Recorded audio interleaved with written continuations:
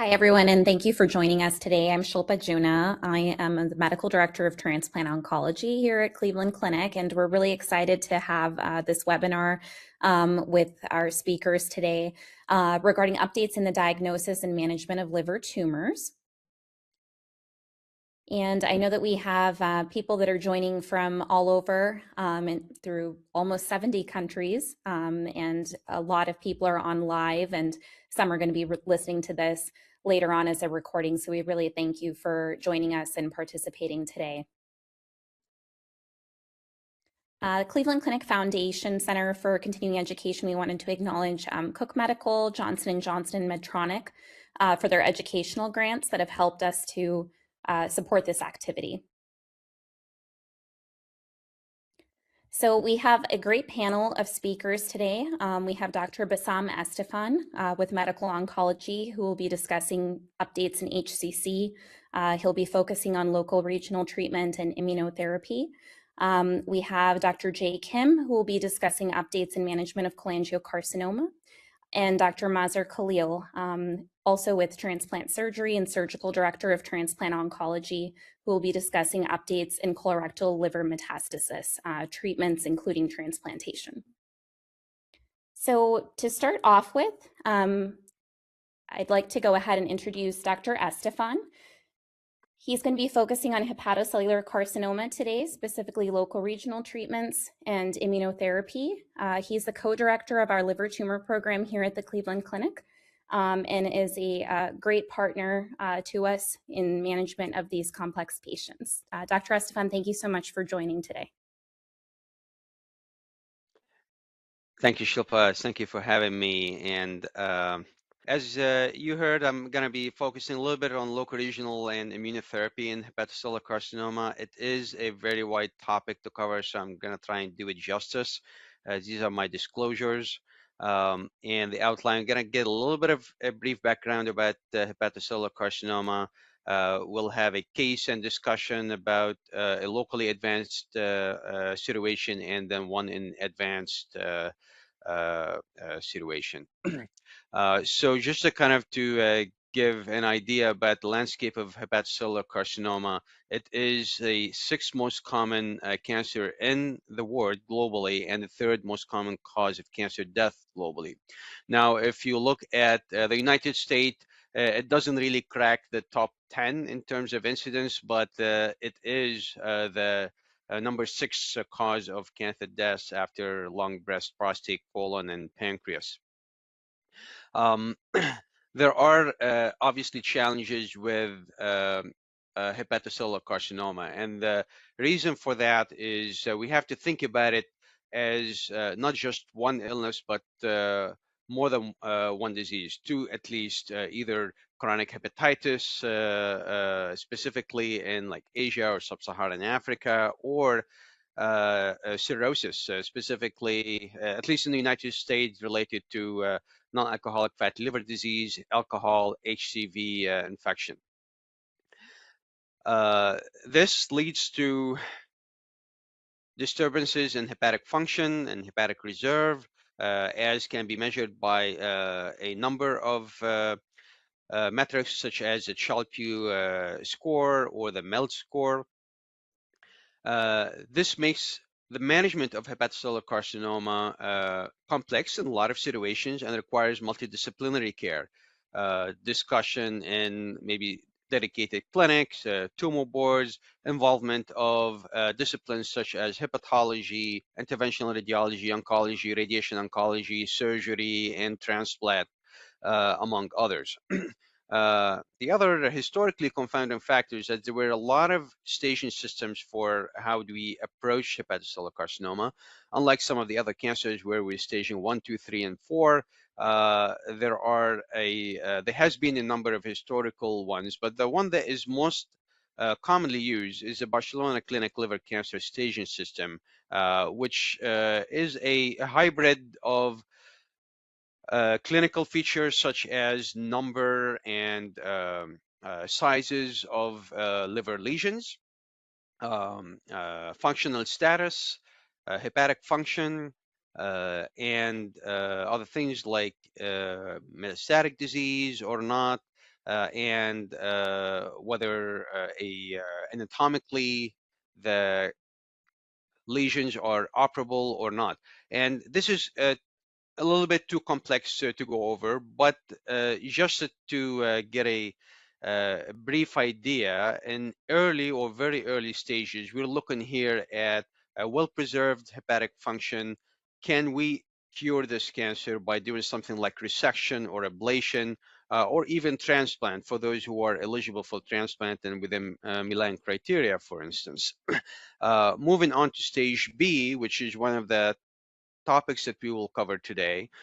This is where the extensive disease is still within the liver, but is too multifocal to be managed by transplant or resection or other curative intent surgeries or procedures.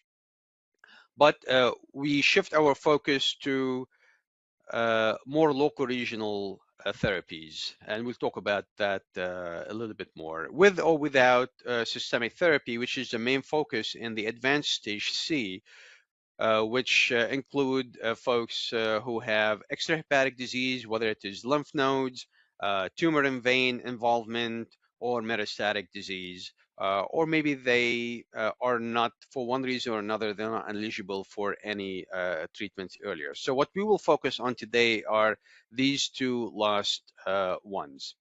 And with that, I would like to move to just to present a case about a locally advanced hepatocellular carcinoma, and then we'll talk a little bit more about what those treatments look like. So this is a 58-year-old female with treated HCV and sustained viral response with compensated cirrhosis, but some mild portal hypertension. Her MELD score is relatively low and she's Child-Pugh class A. She was having routine ultrasound of the liver and alpha-fetoprotein, which is pretty standard for someone who has cirrhosis. And there was a mild elevation in AFP, and a 7 centimeter lesion was noted in the left lobe, which looks like that on the MRI. On the left side, there is a arterial phase with the MRI, and you can see a slight hyper enhancement in the lesion. And on the right-hand side, there is a venous phase with what we see a washout compared to the background of liver. So this is consistent with what we refer to as a LIRADS class 5 lesion, consistent with hepatocellular carcinoma, and does not require a liver biopsy in the setting of known underlying liver disease. So how do you approach this right now? There are a number of options that we can use for mainly focus on local regional therapy. This patient was not eligible for resection because her platelets were low and would optimally be thought about, could she be a transplant candidate? But with a 7 centimeter lesion, this would be beyond transplant criteria initially. She underwent a series of chemoembolization at the time. This is now talking about maybe 7 or 8 years ago. And due to the vascular anatomy, not all of the cancer mass was covered. So we resorted to a different therapy, which is stereotactic body radiotherapy, which is also abbreviated as SBRT. Maybe people in other parts of the world will recognize it as SABR therapy. And then this was dedicated to the untreated area that was not covered by local regional therapy. After procedure, you can see that she had a very good response with a significant amount of necrosis and calcification in the lateral part of the lesion, but there was still a part that was not covered very well, indicated by the arrows, and that led to the next step in management. She had a mapping angiogram, but due to shunting, it was not shunting to the liver. It was not felt to be a candidate for either embolic therapies or re-irradiation, as it was an area that was radiated before.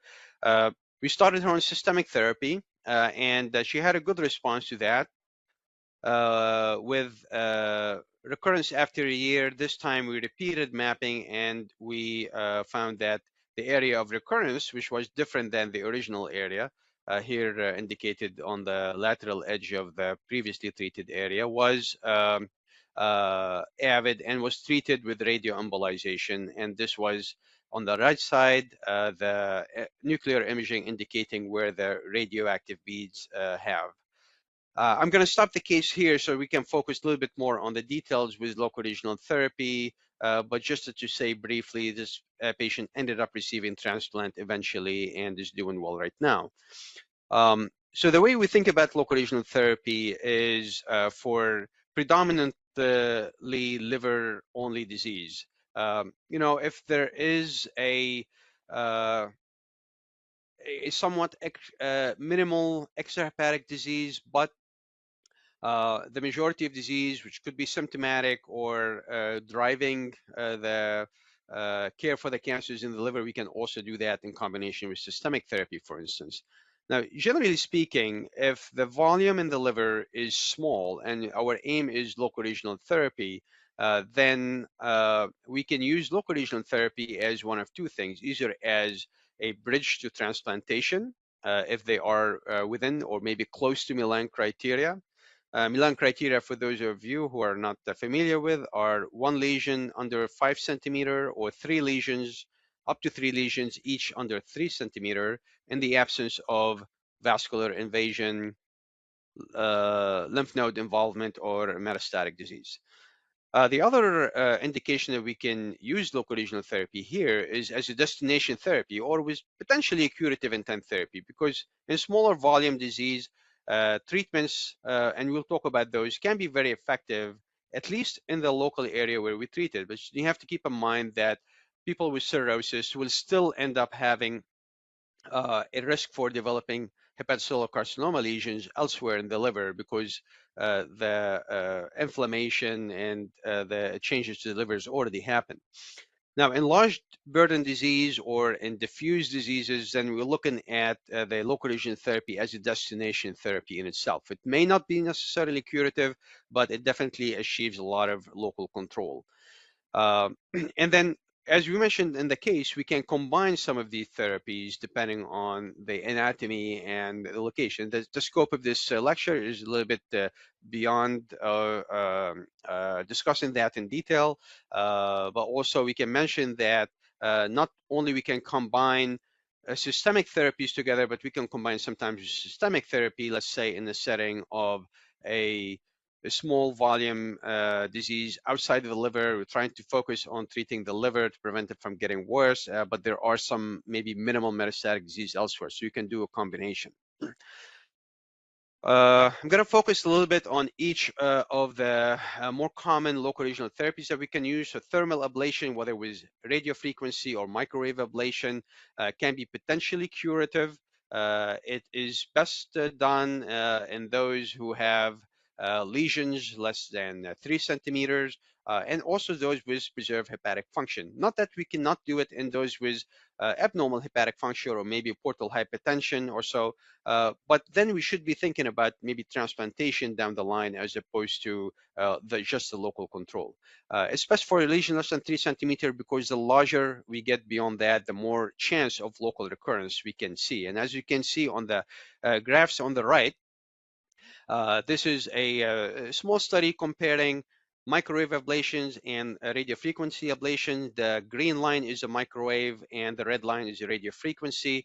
You can see that either in terms of overall survival on the top or recurrence-free survival, it seems to favor more microwave ablation, which is a predominant method that we use nowadays. But that there is still up to 50% potential chance of recurrence rate. In terms of survival rate, it's pretty good because even with recurrences, we can still go ahead and deal with those. And those with low volume disease could make it to transplant eventually.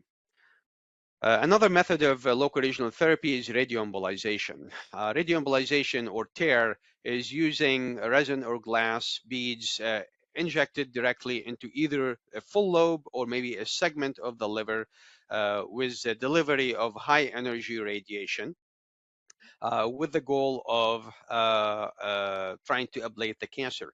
It can be very effective, specifically the smaller the diseases. It could have up to 90% complete response rates in certain situations, such as radiation segmentectomy, where a full lower dose of radiation is focused in one small area of the liver, and that delivers a very high radiation dose to the cancer. There are limitations, nevertheless. If the bilirubin is more than 2, this would be a contraindication. There could be also a risk of developing portal hypertension decompensation with lobar, specifically lobar radioembolization. And we can use it a lot for lobar treatment if you have a diffuse disease, for instance, and in certain situations for those with tumor in vein, specifically if that tumor in vein is supplied and hyper enhances on imaging or during angiogram mapping. Otherwise, it could be supplanted by stereotactic body radiation. In terms of other methods, chemoembolization is using drug-eluting beads with doxorubicin injected directly into the lesion. This is preferred for relatively smaller lesions in the liver, and it can be curative in very small lesions, but oftentimes it is not associated with complete response and could be used as a bridge to transplantation or in the setting where radioembolization is not applicable either due to radiation shunting to the lungs, or maybe the bilirubin is somewhere between 2 and 3, where we can use this, but we cannot use the other ones. Other methods are stereotactic body radiotherapy, which is using high energy focused radiation to a smaller area of the cancer. We can use that, as I mentioned, either in radiating solitary tumors or maybe bifocal tumors. And specifically also for those with a tumor in vein, it has a very good control, sometimes much better than what we can use with or what we can see with other therapies. I want to mention that the histotripsy which is using high energy ultrasound therapy, is a possible treatment. I don't know whether we will hear about it later today with the others, but I'm going to just mention it as a possible option. I'm gonna fast forward to this case with advanced hepatocellular carcinoma, 75-year-old male with non-alcoholic fatty liver disease. During workup for abdominal pain, was found to have an somewhat infiltrating mass in the right lobe with tumor in vein and a very high alpha fetoprotein level. No cirrhosis. A liver biopsy was consistent with hepatocellular carcinoma and no extrahepatic disease. This is what the liver looked like. You can see the right side is predominantly affected by infiltrated mass, and here in the right hepatic, almost going into the left, sorry, not hepatic, portal vein, there is a tumor thrombus. Uh, so this falls into the category of BCLC stage C, and this treatment would be systemic therapy. At the time, he was started on atezolizumab and bevacizumab. This is immune therapy-based treatment. After 3 months, his AFP actually normalized and had a very good radiological response for about a year, as you can see here with resolution of the tumor in vein, and also much reduction with very little activity or no enhancement in the mass itself. As a matter of fact, we were able to get this person through a surgical resection, and which showed complete pathological response. Luckily, he had a minor immune-related immune side effect, which was managed with steroids, and he remained disease-free. So just to talk a little bit about the landscape of systemic therapy for hepatocellular carcinoma. For those of you familiar with the treatments, the first real treatment we had was sorafenib, which is a tyrosine kinase inhibitor, more so like VEGF targeted therapy. And we had that in 2007, and we didn't have anything for about 10 years until we started seeing some evidence of activity in the second line therapy with immunotherapy, such as nivolumab and pembrolizumab, and also with other targeted therapies, such as the ones mentioned here in green, cabozantinib, regorafenib. More recently, though, over the past 5 years, there have been approvals for a number of immunotherapy combinations in the first line setting, atezolizumab and bevacizumab, such as the one we heard about, durvalumab and tremelimumab, which is approved in 2022, and last year, ipilimumab and nivolumab, which has also previously been approved as a second-line treatment. So right now we do have a lot of potential options. They're not necessarily interchangeable, but we also don't jump from one to another if we have progressive disease. Why does immunotherapy work? I'm going to focus on that because this is where the new developments are. It's because the hepatocellular carcinoma is an inflammatory process. It's inflammation driven. There's a lot of inflammation usually because of hepatitis, for instance, or alcohol hepatitis or non-alcoholic liver. The liver is tolerant by nature. It gets a lot of antigens from the gut, so it avoids surveillance by the immune system. And the liver cancer itself creates immune suppressive environment.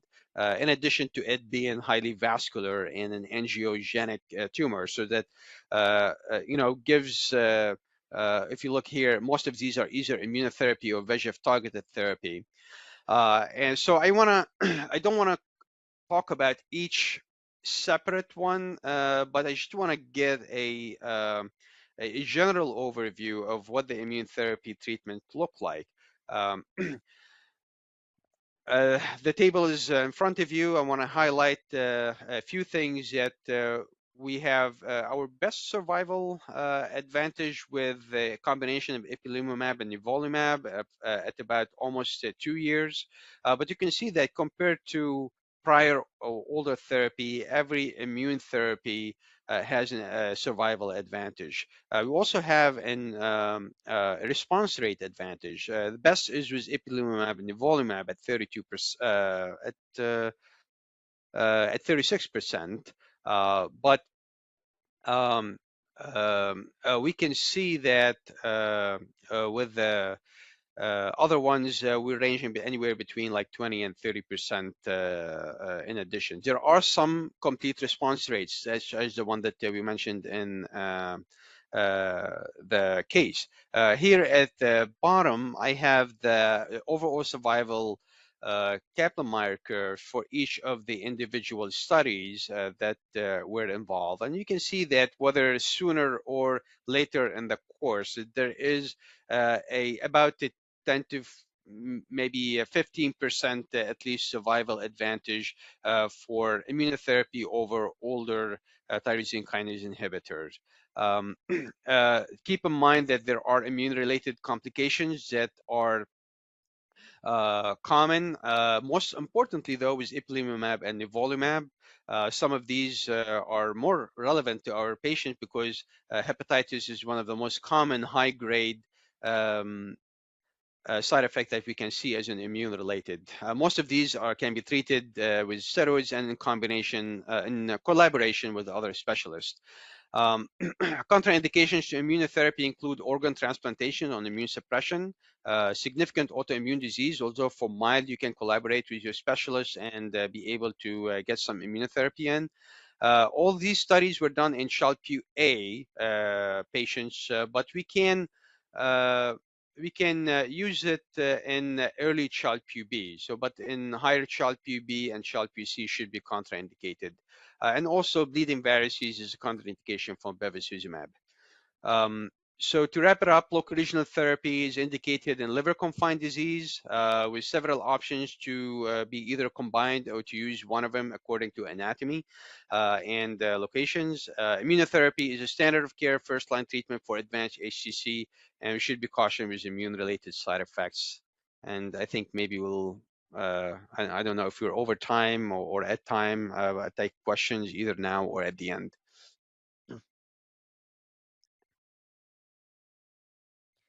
Thank you so much, Dr. Estefan, for providing this overview and particularly, updates in immunotherapy over the years. I think that's really been groundbreaking for management of HCC, but also your local regional therapy review is very helpful.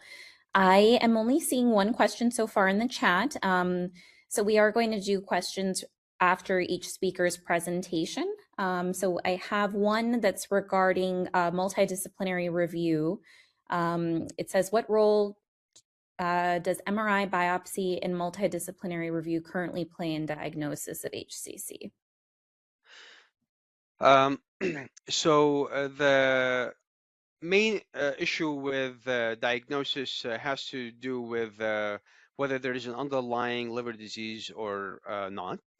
If there's an underlying liver disease, then such as cirrhosis or evidence of cirrhosis, whether on MRI or on other like CT scan, for instance, then we look at whether the mass that we're seeing fulfills certain radiological predetermined criteria known as the LIRAD system. So the LIRAD system goes like 1, 2, 3, 4, 5, and the higher that number, the more likely this is to be a hepatocellular carcinoma. So and some of this is size dependent, and some of this is enhancement dependent, such as the first case, we saw that there is arterial enhancement and venous washout to that plays an important role in determining the diagnosis. So oftentimes, biopsy is not necessarily needed in the right situation.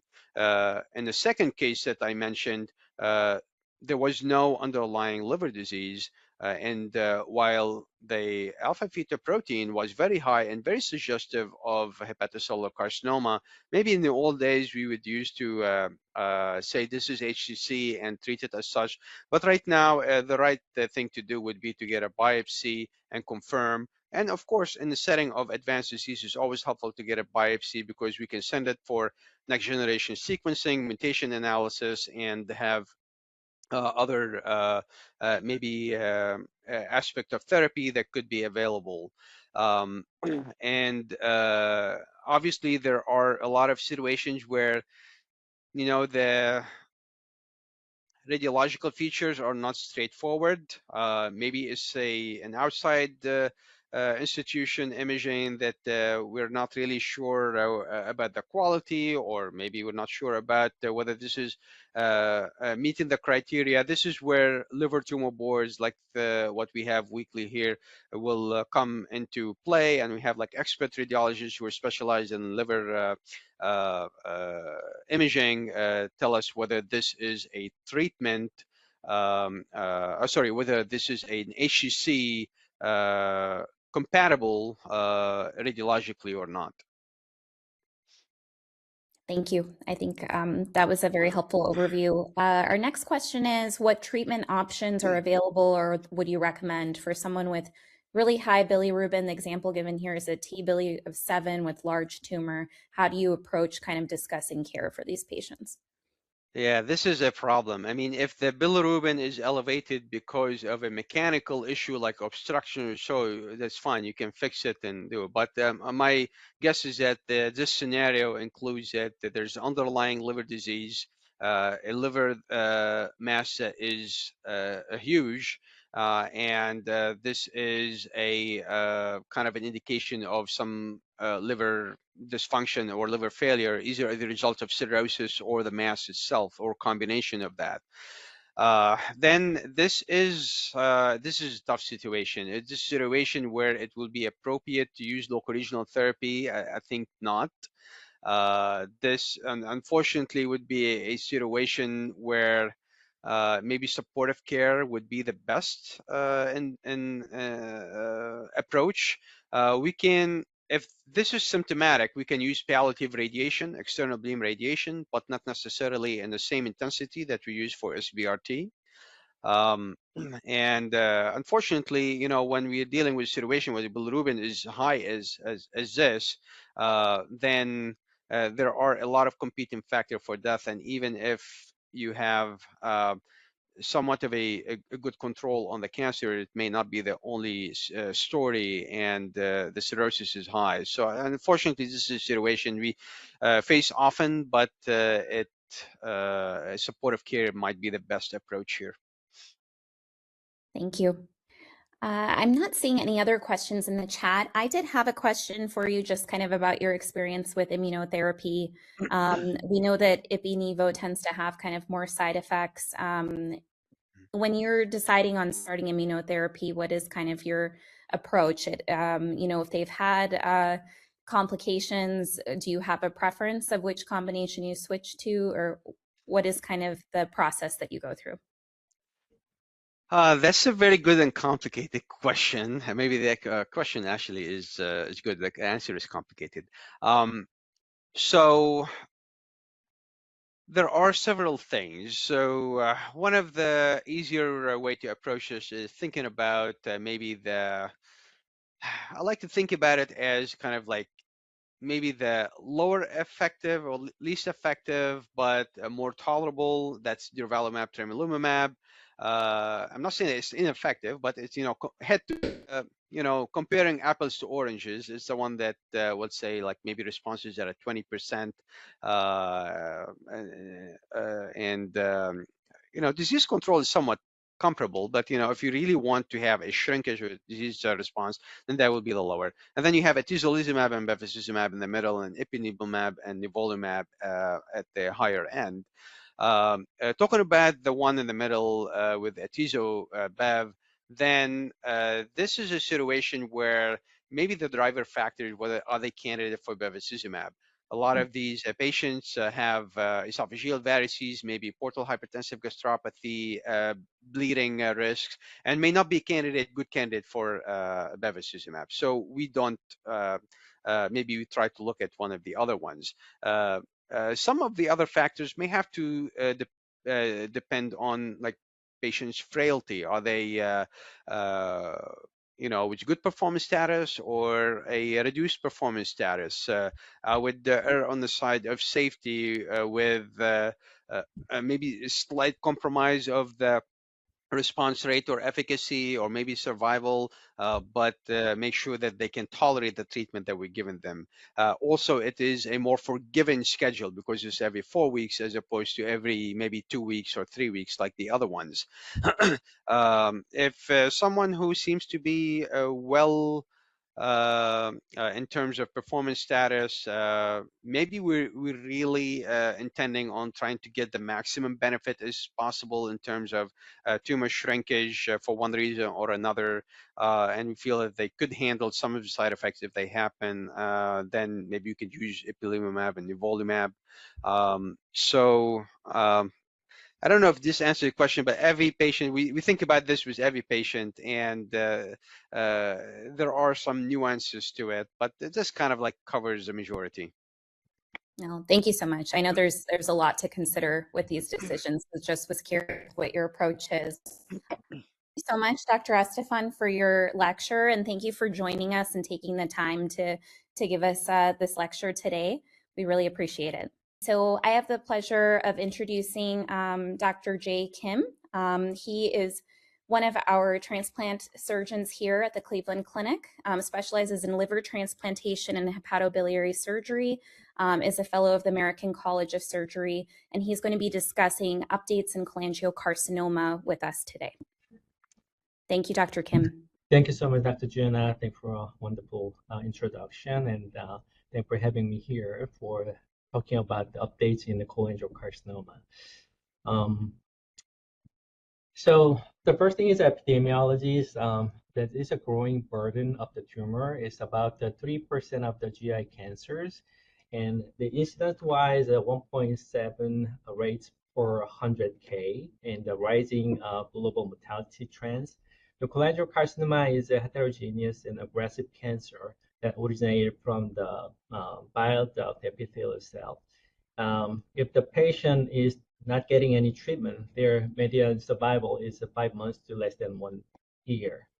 And up to 70% of the digit tumors can be inoperable at the time of diagnosis. So worldwide, the instance is in the Western side, and Asia is a little different. In the Western side, is mainly related to obesity and MASH and metabolic factors and primary sclerosing cholangitis. In Asia, however, because of the endemic of a liver fluke, especially China and Japan and Korea, there's very prevalent with the liver fluke, and their incidence is much higher. And mortality-wise, in the Northern America, the red is more than 2 deaths per 100K, and if there's yellow, that meaning is then less than 1 death per 100K. In Northern America, in Canada, actually that is more than 2 deaths per 100K. In United States, it's about 1.5. And in South Asia, the Korea is very high, up to 5 deaths per 100K. In Japan is about 3, and Hong Kong is about 2.4. So risk factor wise, this is odds ratio, and this is prevalence. So high risk and low prevalence, meaning in this area, the calories disease and political cyst and PSC. And in here, the prevalence is high, but risk is not that high, is alcohol and obesity and smoking. Moderate prevalence and risk factors are cirrhosis and gallstones and both chronic pancreatitis and hep C and liver fluke. Based on the ICD-11 classification, there's 3 major categories: intrahepatic cholangiocarcinoma, highlight cholangiocarcinoma, and distal cholangiocarcinoma. So intrahepatic cholangiocarcinoma is up to 20% that develop in the liver parenchyma proximal to the second-order bile duct. And perihilar cholangiocarcinoma is the most common. It's up to 50 to 60% that occur the cancer in the second-order branch to up to the cystic duct junction. And the last is the distal cholangiocarcinoma, that is the below the cystic duct. It's up to 20 to 30%. So genetic alteration is different among the subtypes. Down to the larger bile duct, the KRAS mutation and the TP53 and SMED alteration is getting more mutation is higher, and down to the larger bile duct system. There's a multiple signal pathway and molecular alteration is happening. It's well known for the FGFR receptor blockage is pemigatinib, and also HER2 receptor blockage with the Herceptin, and also immune checkpoint inhibitor durva and pembrolizumab is well known medications. The problem of the cholangiocarcinoma is lower resectability. It's only 20 to 30% of eligible for the surgery at the time of diagnosis. And there is a different and diverse genetic alteration. That's the reason for the absence of a consensus on optimal treatment approach. And also they have a lot of internal metastasis to the liver. So if the patient have inoperable and going to the systemic chemotherapy based on this topaz and keynotes clinical trial, GEMSIS and durva, or GEMSIS with pembrolizumab is standard of care for now. So surgical resection remaining main standard of care is up to 10 to 50% of resectability. When we resect the liver, there's some consideration we have to think about it. The first thing is whether there is the underlying liver disease, what would be the future remnant volume, and anatomic or versus non-anatomic resection, and lymph node positivity and tumor size, whether there is any vascular involvement, and how many multifocality. So you can see this liver is a left extended hepatectomy. So this is a specimen. So this is a distal margin. We sent out the frozen biopsy when we did the surgery, and this is the proximal margin. We also sent out during the operation. So when we do the hilar cholangiocarcinoma, especially, we have to also resect out the caudate lobe because that could reduce the recurrence rate. And also we do the lymphadenectomy for the staging workup. They usually recommend the six plus lymph nodes for the appropriate staging. So let's talk about the treatment outcomes of a cholangiocarcinoma. So I would like to introduce the European network for the study of cholangiocarcinoma. They enrolled 2,200 cholangiocarcinoma patients, and they have a 12 intrahepatic cholangiocarcinoma, up to 600 perihilar cholangiocarcinoma, about 400 distal cholangiocarcinoma patients. The baseline characteristic is a median about a 66-year diagnosis, and the male to female ratio was 1.3, mainly male dominant.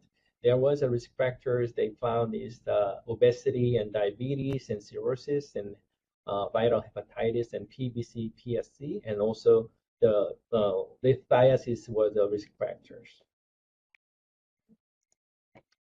So overall, 1,600 they analyzed, and best supportive care group is about 20%. Their only survival is only 4 months. If the patient was not eligible for the surgery, that was about 30%. They do get the chemotherapy based on the GEMSIS mainly, and their median survival is only 10 months. However, if the patient get the operation, based on their data, up to 50%, they could achieve about 35% for the R0 resection. Their survival is great, up to 45 months. If the patient have a R1 resection, then their survival down to 24 months. But even for the R2 resection, their survival is up to 15 months.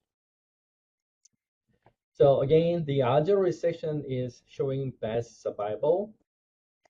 And if the patient have a still R0 is the best survival, even for the R1, their survival is up to 29 months. However, if that is the lymph node positive, their survival is go down to 21 months to the 23 months. Again, the R0 resection is the best survival. Even for the R1, it's better than palliative just chemotherapy. So R1 resection group was a 24 months of a survival. A palliative chemotherapy group is only 10 months. So R2 resection, meaning there's a grossly positive cancer that is still quite comparable with the palliative chemotherapy group. Their survival is up to 15 months.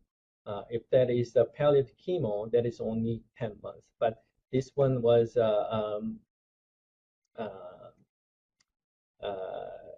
statistically not significant.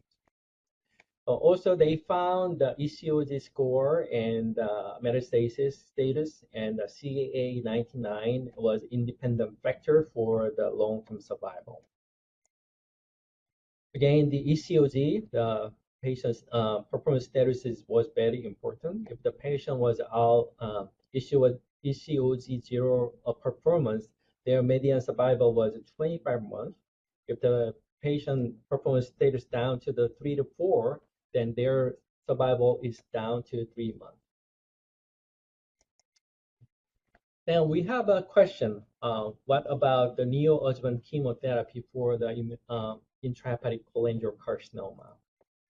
So this one, so our group actually conducted the National Cancer Database analysis.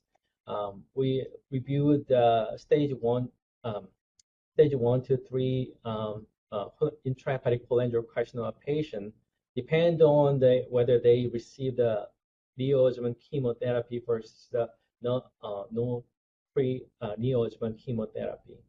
So we did the propensity match score analysis. We included 303 each group, and the neoadjuvant group actually they have a greater nodal harvest number, and also that have a lower rates of a nodal positivity. Based on the survival, if we considering from the diagnosis, looks like a survival benefit. But once we finished and when we looking at the time of resection, actually their survival was not different between the pre-op chemotherapy versus non-chemotherapy. And we analyzed that was the lymph node positivity and the margin status was very important for the overall survival. Let me introduce about our Cleveland Clinic surgical experience. This is our surgical volume. It's about 20 to 15 cases of resection patient, and recently up to 6 to range transplantation is happening in about 10 years. So we know we analyzed 180 patients. The median age was 61 years, and we reviewed 39 liver transplantation patients. So highlight cholangiocarcinoma patient, actually they have a very good survival. The transplantation group, they not reach the median overall survival because that is too high. And the resection group's median survival was up to 4.4 years. Also, in intrahepatic cholangiocarcinoma, someone who had a transplanted patient is still not meet the median survival, that meaning over 50%. And resection group is up to 4.4 years. So again, between the highlight cholangiocarcinoma and intrahepatic cholangiocarcinoma, their survival is kind of comparable. And if the patient have a liver transplantation, that's blue, they not reach the median survival, that meaning over 50%. And resection patients, so overall median survival was 4.4 years. So liver transplantation for the highlight cholangiocarcinoma, we'll do a little deeper down. So in 2025, Mayo Clinic, they reported they enrolled 71 patients who initially unresectable perihighlight cholangiocarcinoma. The patient underwent a neoadjuvant chemotherapy protocol. Ends up, 38 patients can get the liver transplantation. And then they published their survival is much better than resection patients. So many groups now applying this protocol, Mayo protocol. So when we diagnose with the cancer, we find the biliary stricture by ERCP or cytology, and the dominant stricture with the highlight mass and tumor elevation. There's a polysominy with that fish, then we could diagnose this.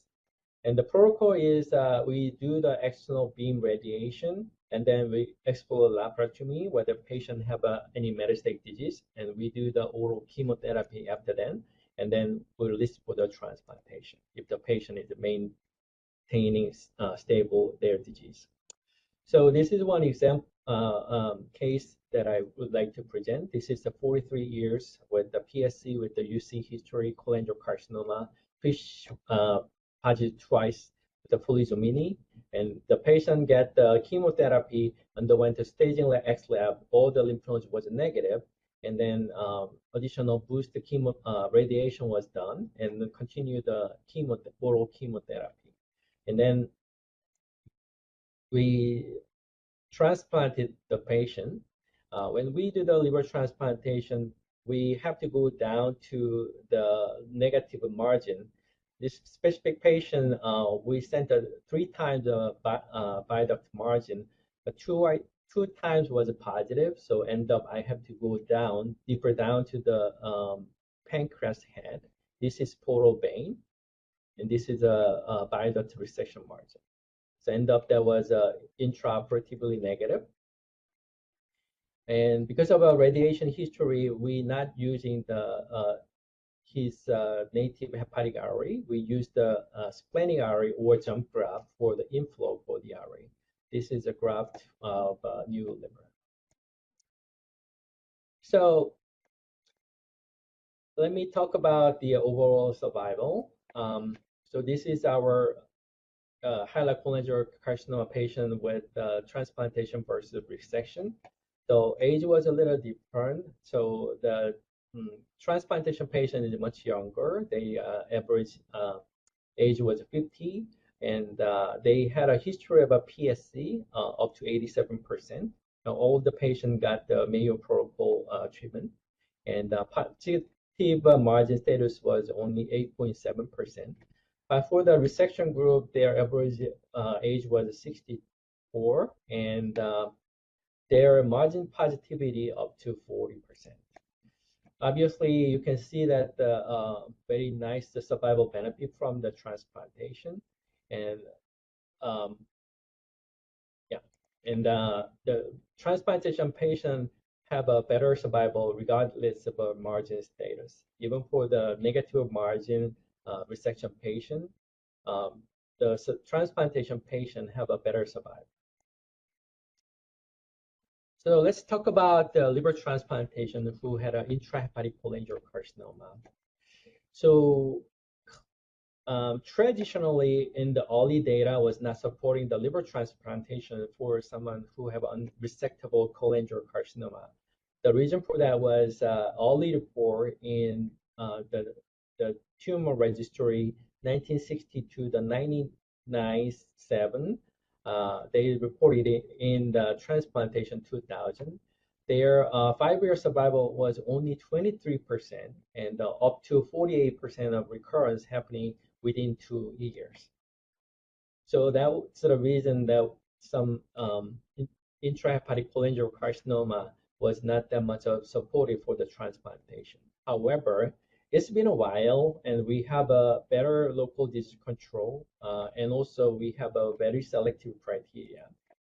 So if the patient have the extrahepatic disease, obviously they have to go to systemic treatment. But if the patient have a unresectable large tumor, and if the patient get the neoadjuvant chemotherapy, if the tumor is well responded, we can consider for the transplantation. Also, patient have decompensation with the liver cirrhosis, but tumor is small size, then we can also consider for the transplantation. So this is our criteria for the intrahepatic cholangiocarcinoma. So biopsy-proven cholangiocarcinoma, absence of extrahepatic, or absence of a major vascular invasion, no contraindication for the transplantation. The tumor marker is supposed to be lower down is better, and their performance stages have to be good. So once the patient have a big tumor, we start the chemotherapy, we assess the images, and then we do the radiotherapy, and we evaluated how the patient respond to the treatment. And then we considering for the transplantation. So again, the resection patient's overall survival was 4.4 years, and the transplantation patient was comparable with this intrahepatic cholangiocarcinoma patient if we treating with the neoadjuvant chemotherapy. So this is the obviously team approach from the beginning to the treatment decision. We discussed with a multidisciplinary team. And then obviously this is not just a single center's clinical trial. We have to collaborate with internationally, and we have to also tailor for the patient's situations. In conclusion, liver resection is a good therapeutic option, even though lymph nodes or margin positivity still there is quite promising result. Even for the organ resection, it's better than the palliative chemotherapy. And liver transplantation is one of the good outcomes if we have a selective patients. Obviously, this one have to be a multidisciplinary team approach, and this is a key for the improving treatment outcomes. Thank you. I'm happy to take a question. Thank you so much, Dr. Kim, for your overview of cholangiocarcinoma. We have a few questions that are in the chat. One of them is with regards to biomarkers. There's a question about CA19-9 and CEA, the suspected cholangiocarcinoma. What do you feel are kind of current limitations for use of these markers in both diagnosis and surveillance? Thanks for a great question. Actually, based on the this European network, their data, early stage of CA19-9 was not that much diagnostic sensitivity, but it's if that is an advanced disease, that could be elevated, can be sensitive. But unfortunately, their sensitivity is not that high. But also we can considering circulating tumor DNAs, but it's not standard treatment yet. But unfortunately, we don't have that much of a good biomarkers to find whether tumor is in there or progressing. Still, there's imaging studies have to be done for the confirming these biomarkers. Thank you. I think the other question you kind of partially answered with this answer actually is regards to the current role of molecular profiling or biomarker testing at diagnosis. And you had mentioned, of course, we don't have the best biomarkers at this time, but we do use circulating tumor DNA. What is your opinion kind of on the role of molecular profiling when we're doing sampling of these cholangiocarcinomas during ERCP, and what has your experience been with that? Yeah, that's a very good question because as we mentioned, we try to more tailor the approach for the patient specific because there's a lot of diversity in the molecular alterations.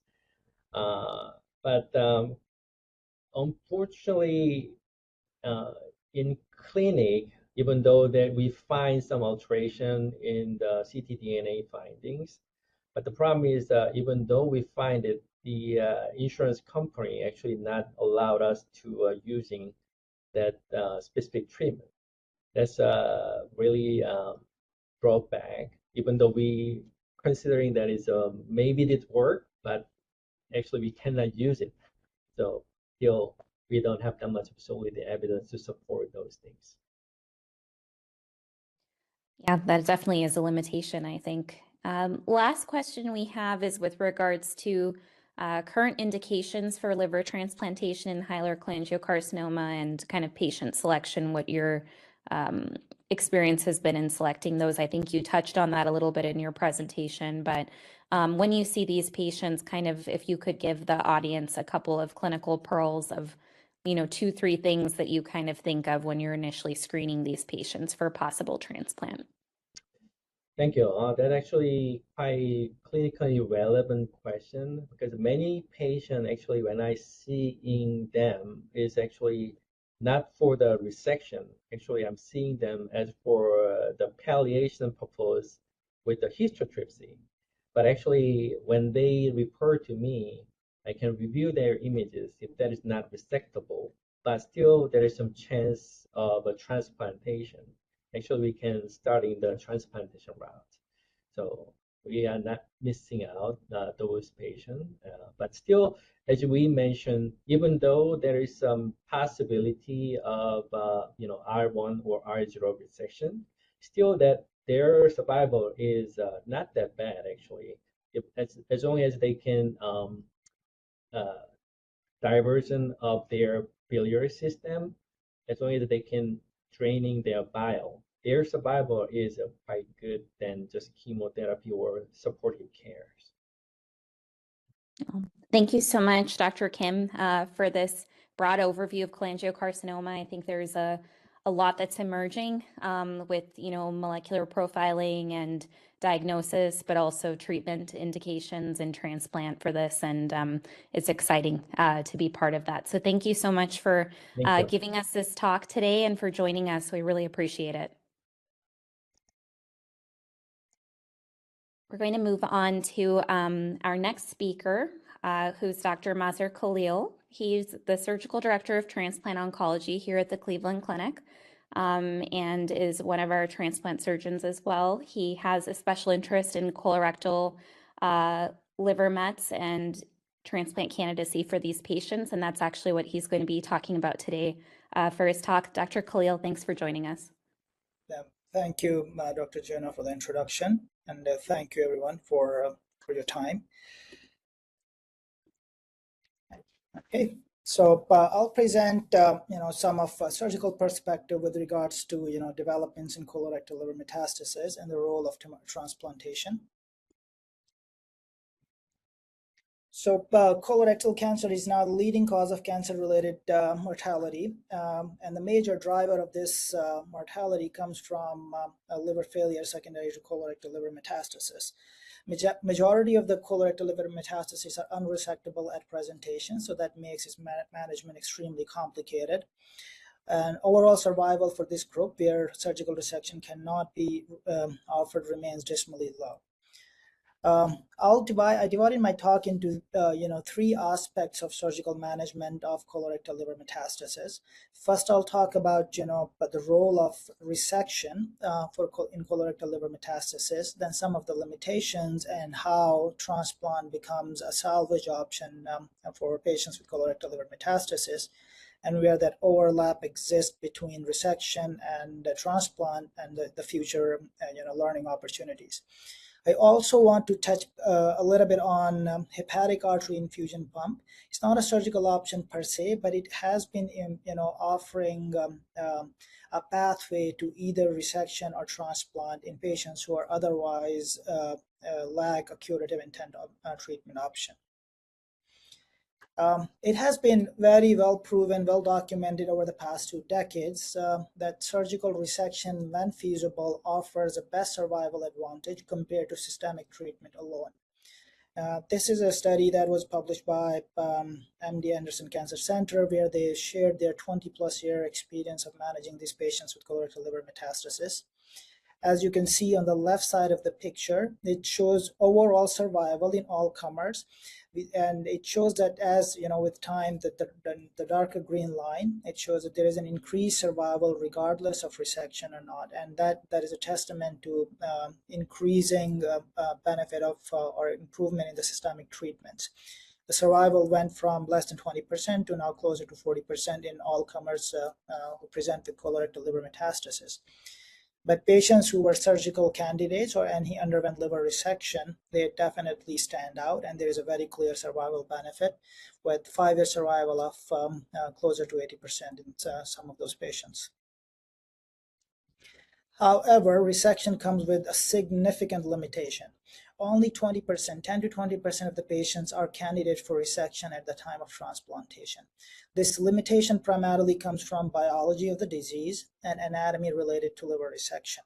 Some of the biological factors that determine the fate of resection is tumor mutation profile, presence or absence of extrahepatic disease, or burden in the liver. Some of the anatomical consideration that complicate this decision making is the remnant liver volume and the quality of liver that becomes a significant concern in the setting of systemic chemo treatment that these patients receive. With regards to biology, certain mutations traditionally used to be considered contraindications for transplant, such as presence of BRAF and specifically BRAF V600E mutation. But recently, there has been an increasing interest in offering curative intent treatment for these patients, including surgical resection. And the reason this is gaining more traction is that we are learning that some of these patients behave differently than previously was thought of. Some of these BRAF mutations have a continued sustained response to treatment, and they have stable disease for an extended period of time. When we look at those patients, there has been a significant benefit of offering curative intent surgery with so-called cure rate of up to 22% in that group. The second biological consideration that we have to take, what are the mutations that lead to poorer survival or poorer recurrence-free survival after resection? Some of these pathways that are identified are RAS-related pathway and SMAD family pathways. Mutations that are shown to be protective are PIK3CA-related mutations, which shown to have a better disease-free survival. So some of the factors, that predict very early recurrence, that is less than 6 months after resection and subsequently poor overall survival, are identified by this group from Italy, where they looked at patients who underwent liver resection. And the one factor that stands out, regardless of whether they got preoperative chemotherapy or not, is the number of liver metastases, or in simple language, tumor burden in the liver prior to liver resection. So a patient who had an extensive liver metastasis more than 10, they had very high risk for early recurrence, that is less than 6 months. And then the literature subsequently shows that the patients who had early recurrence also leads to poor overall survival. So now moving on to the anatomical limitations. With regards to anatomy, the way we define resectability it has to do with the liver remnant and ability to leave at least 2 adjacent liver segments where the vascular and biliary flow is preserved. We usually want to preserve at least 20% of the normal liver volume, and patients who have received chemotherapy or have chemotherapy-related liver injury, we want at least 30%. Or if they have developed fibrosis or cirrhosis, we want that volume to be more than 40%. Then the borderline resectable candidates are candidates where anatomically or surgically an R0 margin cannot be achieved, or biologically the disease is aggressive. They have an advancing or progressive disease at the time of resection. And then there is a majority of the group, they fall into unresectable, where either anatomically or biologically it's not favorable to offer a liver resection. With regard to surgical options, this is like a general schema of how we approach these patients with colorectal liver metastasis. Nowadays, the standard of care is considered a parenchymal sparing hepatectomy. In this operation, the goal is just to take out liver metastasis with the negative margins, with the aim to spare as much of liver parenchyma as possible. No vascular resections are performed, and the whole vasculature of the liver is left intact.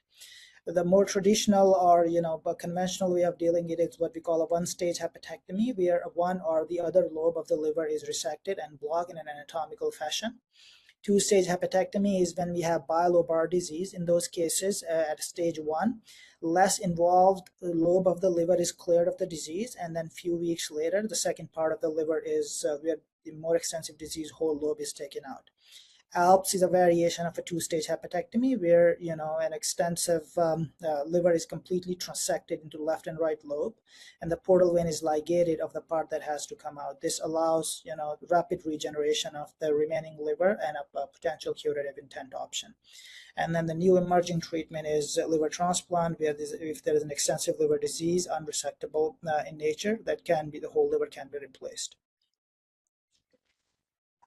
Looking at parenchymal sparing surgery, when we looked at the overall outcomes, so parenchymal sparing surgery has similar overall survival with regards to completed two-stage hepatectomy where there was like bilobar disease. However, the concern comes with the recurrence or early recurrences after resection. This paper here indicates that the risk factors that were associated with early recurrence in this group, and parenchymal sparing hepatectomy is one of those risk factors. And the other risk factor that are associated was need for ablation and minimal margin, CEA, elevated biliary disease, multiple liver lesions, synchronous Mets. And on the left side, you can see that the patient who had early recurrence had a significantly reduced survival compared to patients who had no early recurrence. So this raises a question that what should we do to improve the intrahepatic disease control? Because that seems to be the debate of the biggest problem with regards to management of colorectal liver metastasis. There are two treatment options that have the potential to manage intrahepatic recurrences. One is obviously replacing the full liver. This is where the role of liver transplant becomes important. And then there is a role of a hepatic artery infusion pump, which can potentially manage or delay the occurrence of intrahepatic recurrences. Looking at liver transplant for CRLM, it's not a new concept. It has been attempted for several decades. However, the early experiences had been extremely poor. Part of it was poor patient selection and poor understanding of the disease. The major breakthrough came with the SICA 1 and 2 studies from Norway, where they had access of organs available, and they went and explored improvement, the treatment options for liver transplant, and they documented a clear survival benefit with the transplantation in carefully selected patients. Recently, there was an international trial done in Europe where there were multiple centers participated in what we call a Transplant trial. It very clearly documented the superiority of transplant with in unresectable patients with regards to chemotherapy alone. So patients who received transplant and chemotherapy alone, their overall 5-year survival was 57% compared to 13% in chemotherapy alone group. Progression-free survival in transplant was also superior with 17 months compared to 6.4 months in chemotherapy alone group. However, like SICA, there has been transplant trials similarly showed very high risk for recurrence. So this begs a question for, where is that relationship and how are we managing that relationship between biology and aggressive surgical resections? So there are several avenues that we explore the way we try to define biology, which is biomarkers, test of time, response to therapy. But this is all just to identify biology. There has been an increasing focus on now altering the biology instead of just observing the biology and letting it take its course. And this is, I think, where our Cleveland protocol clearly identifies areas where we can work on improving the outcomes of these patients. I'll share our experience with transplant at Cleveland Clinic. Since Transplant trial, there has been increased interest internationally. So we also saw a similar uptick in interest in transplant here. This is, how we evaluate our patients. So when we see our patients, we are very lenient at the entry point of our protocol. Essentially, any patient who had primary tumor removed and had at least 1 year of the primary tumor is included or evaluated for our protocol. The only additional criteria they have to have is they have no evidence of extrahepatic disease and they are medically and psychosocially transplant candidates. For now, we are excluding patients with BRAF V600E mutations. At the time of listing for transplant, however, this is where the major work comes in. There's a stringent selection at the time of listing. This is where we want to achieve at least CE of less than 100, metabolic tumor volume as determined by PET scan of less than 70, no locoregional targetable viable disease on imaging, and disease stability for at least 3 months. The way we approach during that from time of evaluation to time of listing, these patients remain on systemic therapy. And this is all discussed on our transplant oncology board, and a multidisciplinary decision is made on the treatment regimens. And we choose aggressive local regional treatments for any viable disease and any targetable disease. So we use Y90, SBRT, histotripsy, ablation, and the decision making again disciplinary and depends on the best treatment that can get the best result possible. For multifocal progressive disease, we prefer hepatic artery infusion pump, and our goal is to achieve lowest tumor markers, which is CEA, ctDNA, and lowest viable disease as permitted by the liver function. This is like a schema of our protocol. So we have 47 referrals, 42 were evaluated and included in the protocol, and the patients, 2 were declined due to positive lymph nodes, 1 declined due to frailty, and 2 patients opted out themselves. Of the 42 patients, 52% are transplanted, and the remaining are in currently in protocol. 4 patients were declined due to disease progression, 4 were declined due to psychosocial risk factors, and 3 patients opted out themselves. This is the flow chart of how we have managed our patients so far. And if you look at overall status by survival by the transplant status, patients who were transplanted compared to patients who were referred and not transplanted, you can see a very clear survival benefit of our transplant in this cohort. This is our primary tumor characteristics. These are the patients at the time of presentation. We include node-positive patients as long as it's an N2 disease, lymphovascular invasion, perineural invasion. It's a very similar profile to most of the patients with colorectal metastasis. Some of the common genomic mutations are TP53, KRAS, APC, BRAF. This is not BRAF V600D. We haven't done one of those transplants yet, and we have 1 microsatellite high patient. This is at the time of transplantation. As you can see, a lot favorable profile by the time they end up getting listed for the transplantation with OSTA score of 0, 1, and 2. The difference where I think our approach helps is like at the time of entry of our protocol, we have pretty aggressive patient profile. The way we manage them and where the success lies is, I think, is conversion of those aggressive patients with advanced disease or otherwise high-risk candidates into patients with very minimal disease. And the reason that works out in a transplant setting and not in a resection setting is because in case of liver failure, they have a transplant as a backup. So that allows us to be more aggressive in an unconventionally manner. Looking at our transplanted patients, all of them received some form of systemic treatment, and majority of them received some form of pre-liver transplant locoregional treatment. Our protocol outcomes are PET MTV reduction of metabolic volume was 45.2 centimeter cubes, CA reduction of 31. We only had 1 liver failure from very early experience that led to mortality, and since then we have no liver failure as we have learned and became better at managing these patients. 59% of our cases are done through living donor. Looking at our overall survival, 1-year survival is 94%, 5-year survival is 67%. We have our recurrence risk is 21%. And our 3-year and patients who did recur, they also have a very high chance of survival, is 66% 3-year survival after recurrence.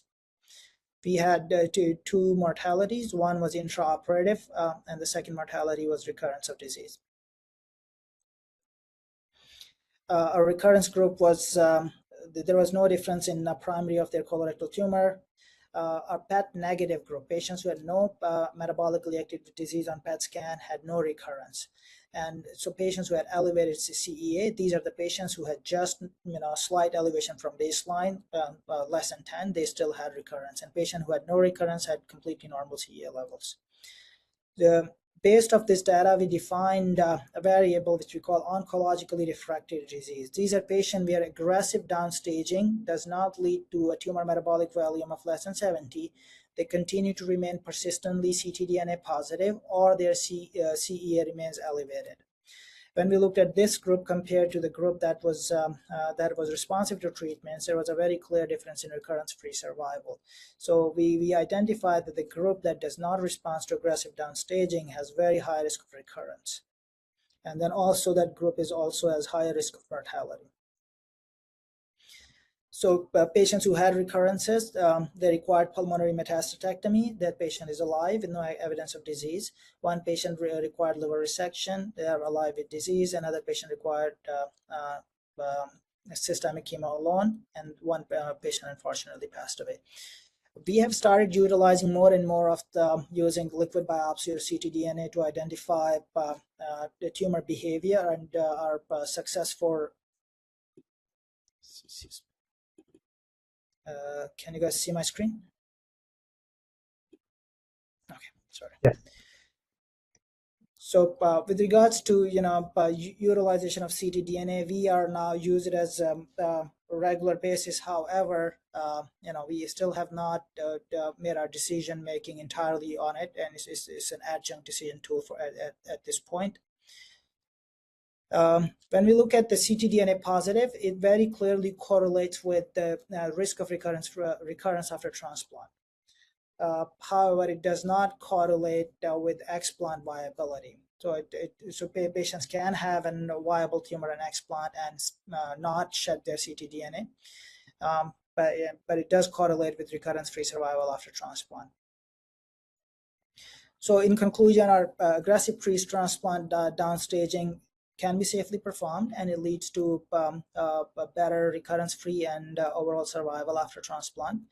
We still need to explore what our optimal downstaging modalities for transplantation are, and we have to understand the markers of tumor biology and their response to treatment.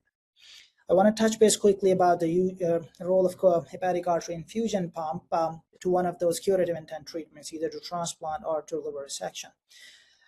In the setting of resectable disease or in an adjuvant setting. So when earlier data was mixed, with some studies showing a favorable profile while other was significant side effect profile.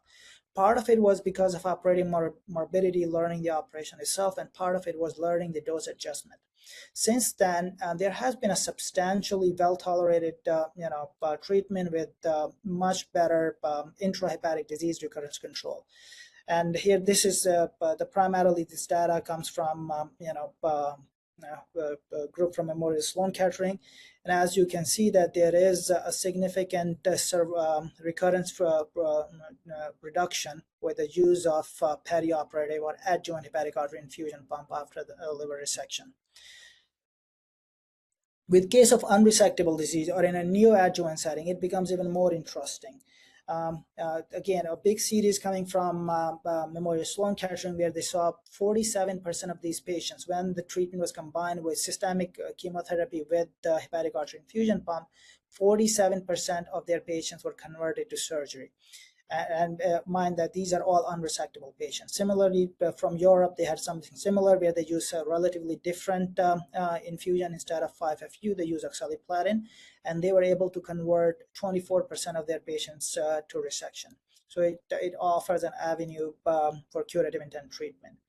The exciting avenue for hepatic artery infusion pump is as a bridge to transplant. As while one fear remains around the complication risk, but if the transplant remains an option, I think this, with aggressive treatment of intrahepatic disease, these risk for complication can be safely mitigated, as these patients will eventually get transplanted.